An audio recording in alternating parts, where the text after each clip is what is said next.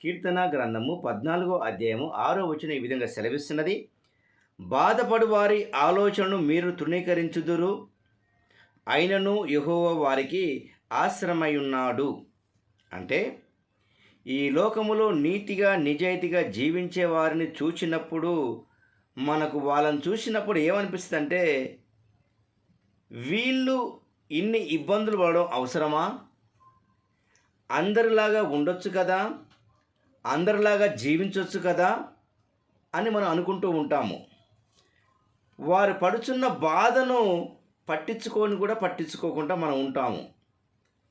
ఎందుకంటే వీరితో మనకు ఏమి ఉపయోగం లేదన్నట్టుగా మనం ఆలోచన కలిగి ఉంటాం. కానీ దేవుడు మాత్రము వారికి తోడుగా ఉంటానంటున్నాడు, వారిని ఆదరిస్తా అంటున్నాడు, వారికి సహాయం చేస్తానని అంటున్నాడు.